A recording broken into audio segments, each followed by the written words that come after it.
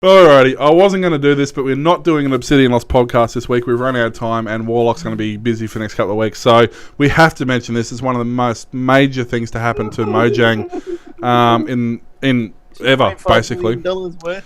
Yeah, so effectively that's what happened. Microsoft basically went to Microsoft, said, hey, went to Mojang and went, hey, we want your game that we can't make anything decent ourselves. So here, have $2.5 million worth, $2.5 billion, and we'll just take that game off you. Instagrams. Yeah, and so Jeb, who was, there's a few well-known people. There's Jeb, there's Dinnerbone, yeah, there's a few people like that who are known for their work with Minecraft, among a few other things. One of the guys just moved to Sweden. He bought a house, moved in there this week, and he's like, well, I don't know what I'm going to do now. I just moved all the way to Sweden, and now I don't have a job, maybe. What's going to be interesting is they don't know yet whose job's on the line, who's staying, who's going. There's no, Microsoft they bought it and went, oh, we'll just keep everything the same. Oh, no, we can't. We're going to make changes. We don't know what they are or who they're to, but you can guarantee we're going to make changes. Won't happen overnight, but it will happen. Look, it could swing either way.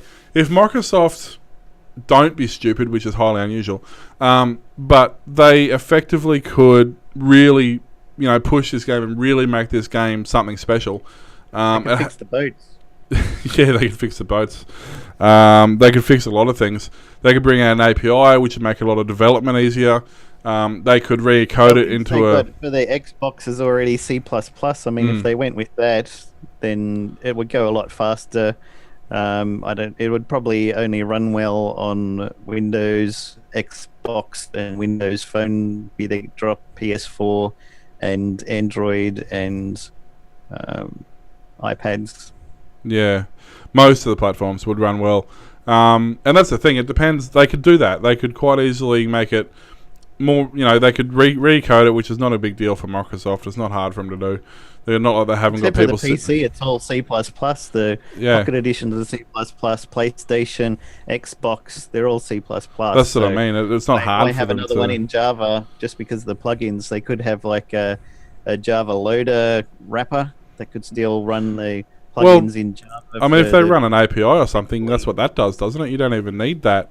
Eventually, yeah, but because there's no API needed for Xbox or Pocket Edition, they wouldn't have programmed one, so they would have to start now doing the API, which has already been started, we assume, for Minecraft 2 for desktop. So if they could do a wrapper in the meantime that can let Java plugins still run with the C++ version that they've done for the Xbox or something, then it would run quite smoother and faster on the PCs. Plus, in the future when they do APIs, then they can do all of that in C++. And now all of us people who've learned Java to write our plugins are now going to have to learn C++. That's it. I mean, C Sharp, because it's Microsoft. No, so they'll use C Sharp. .NET. So the thing is, though, it's... they could go that way. They could make it, expand it, make it fantastic. Problem with Microsoft is they have a habit of not doing that. Just about every program, game, concept that Microsoft comes up with, operating system, will pretty much only work on that platform. So I can, without too much effort, unfortunately, envision Minecraft only working on Windows-based phones, Windows-based tablets, any of that stuff. Knowing what they've done previously, Microsoft have done a lot of games. Look at Flight Sim, for example. It's huge. It still is huge. Only works on Windows. Even go back to the older games, whether it's Monster Truck Madness or Motocross Madness or a lot of these other games that they got written. They could have made them cross-platform and marketed them because they already paid to get these games built, but no, it can only run on Windows. And the other problem is they're good at buying studios, running them for a couple of years, and then shutting them down. I mean, I could imagine very easily Minecraft becoming very, very quickly open source if that ever happened. It would not take long for that to happen.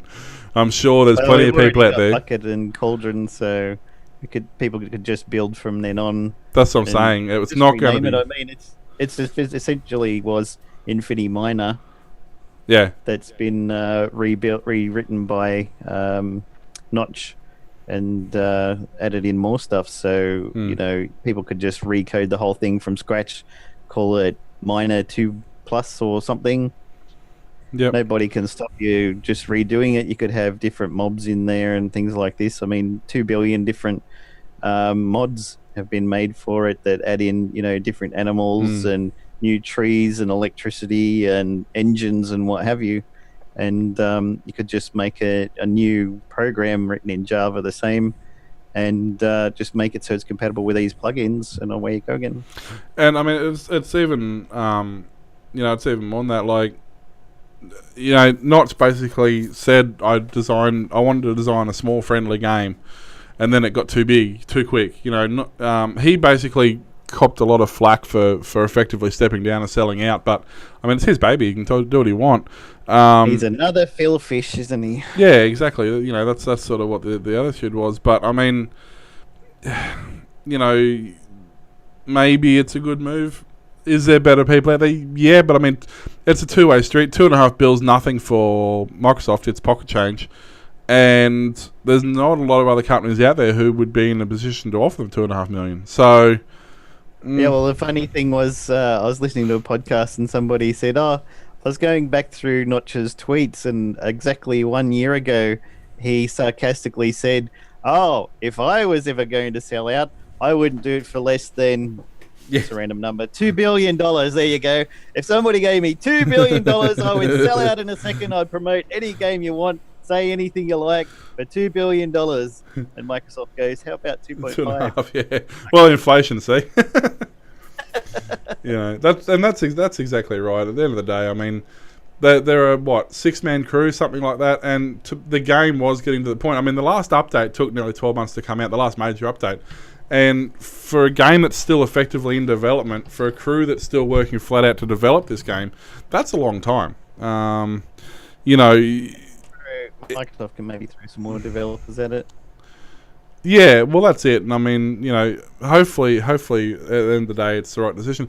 The one thing, as you said before, this may fix the mess we're currently in with the EULA, where at the moment...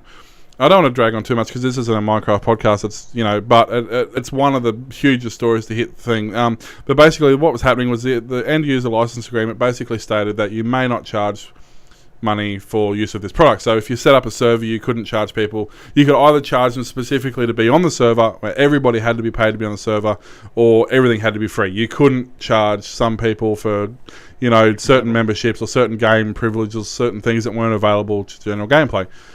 Hopefully, anyway, servers were making back the money for hosting the servers in the that's first right. place. So hopefully that'll go away, and they did it because of Microsoft Realms, Minecraft Realms, Microsoft Realms, which was basically an in-game way of hosting a server.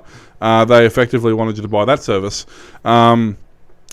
So hopefully that'll go away. My only concern, and Microsoft has tried this on a couple of times, they've always backed down, but they want to be in for a cut of YouTube profits for the people who play the Let's Plays and things like that. They've done it with a couple of their games. They ultimately backed down, but this being such a huge game, and with so many people doing it, who knows? They've tried it.